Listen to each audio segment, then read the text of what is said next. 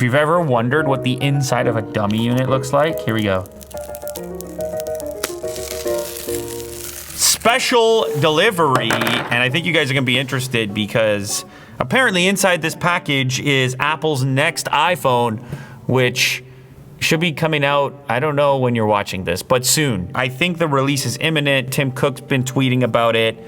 We make cases, as you know, later case, we make these really thin cases. So oftentimes in advance of the release of a product, we're trying to distinguish exactly how these should be constructed. And so sometimes we have these dummy models that show up, which give us insight into the next generation of device and obviously aid in our ability to craft our cases. So I have a few things here to look at. Obviously the package itself with this demo model of the iPhone. Will it be called the SE? Will it be called the 16E is another rumor. Either way, it's a budget iPhone with the same chip as the iPhone 16 and people are speculating under $500. If that's the case, I feel like they're gonna sell a few of these things. I feel like people are gonna be interested, but if you already looked at the case, then you also recognize there are some compromises, which we're gonna check out in a moment. So I actually have an iPhone SE here. Damn, this feels so nostalgic right now. That's like the display on this thing. Whoa. LCD display, Touch ID. None of these things are going to exist in this new generation of budget iPhone. It's actually gonna look a lot more, well, let's look at what the mock-up looks like, but it's gonna look a lot more like an iPhone 14. You've got a notch. Even though you may have a single camera setup, you've got a much better camera, thinner bezels, a different design language. Let's just open the box. Why don't we just, hey Lou, open the box already. Listen, that's just the type of economy we're in right now, isn't it? People want to get a budget iPhone, don't they? They want to spend, the rumor is like $479 for a new iPhone, and maybe you don't need all this fancy cameras and camera control, and maybe you don't need a dynamic island. Ooh, this feels heavy. How many do they put in here? A lot. That's a chunk of demos. Oh, wow. We have different colors too.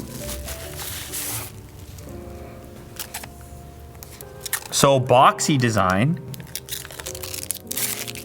and single camera unit. Yeah, this looks like a modern version of an iPhone SE. I personally think they should go with 16E or something like that to insinuate to people that, yeah, it's a budget model, but it's gonna run like a 16 does because it has the same chip as a 16. Like, I think that's a nice indicator for people. SE doesn't really mean it. Like, I think that's a little tougher to interpret. I don't think anyone's out there bragging about having an SE, but maybe they don't want to cannibalize the actual 16 sales. I mean, you can see where the notch will live. Everything else I look around, we still have the switch, the hold switch, which is interesting. Volume buttons, presumably a switch to Type-C and away from Lightning. And then some other color options. White is there. White and silver. This one is buzzing. This one has a haptic motor in it. Whoa. It shows a battery logo. I've never had a demo model ever do that before. What do you mean charge? I don't even think it has a real port. I don't think it's an actual port. No, it's not. No clue. Can you see that?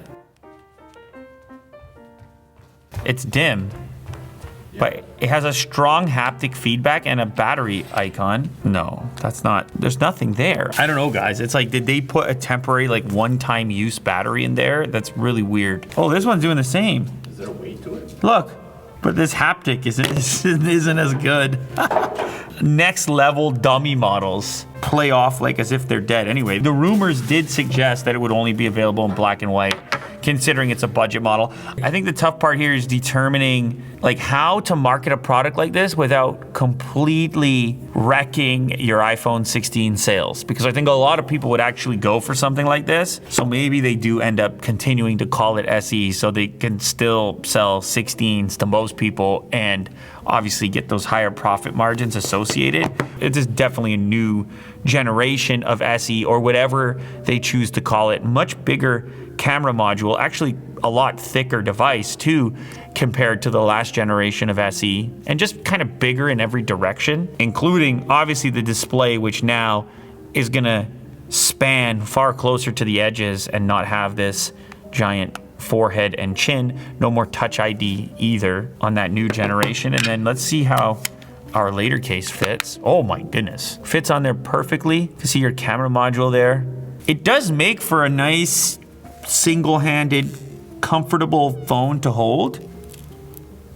Oh, the camera just came off in the case. Oh no. The whole back is coming off. We're gonna inspect this dummy to figure out exactly what's going on here. Whoa. Here we go. If you've ever wondered what the inside of a dummy unit looks like, here we go.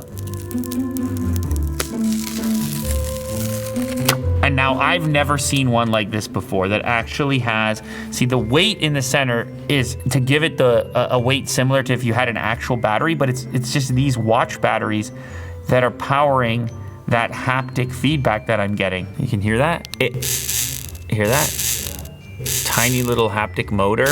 I don't know why you would need that in a dummy model. You're just trying to look at the dimensions of the thing, but it is interesting nonetheless. That's the type of demand that exists for these dummy models at this point. So here we have a comparison to an iPhone 14, and they are identical. The form factor is identical. So if you're familiar with an iPhone 14, obviously we have a single camera unit instead of a double camera unit, but otherwise, does the layout completely match up? It does.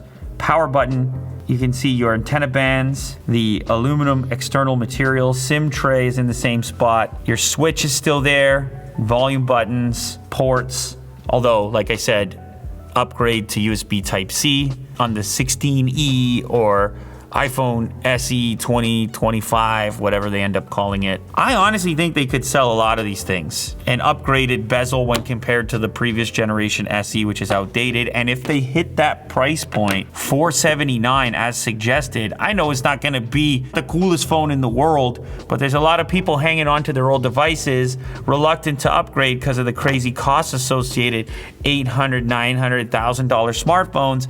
If it truly comes in $479 with an A18 chip, it can basically run like an iPhone 16 and an upgraded single camera unit. I think a lot of people are gonna go for that. You let me know in the comments if that's appealing to you, if you would buy this over an iPhone 16 or 16 Plus. If they are able to launch it at that sub $500 price point, would this be your next iPhone? And also, what should they call it? Should it be the iPhone SE still, or should they call it the iPhone 16E? Let me know in the comments. Oh, and if you do end up picking one up and you want some super thin coverage for it, I definitely recommend Later Case. It's what I use on my own phones, you know? And that's why I made it. Actually, even if you don't have this phone or you're not gonna buy this phone, we've got Later Cases for all your phones.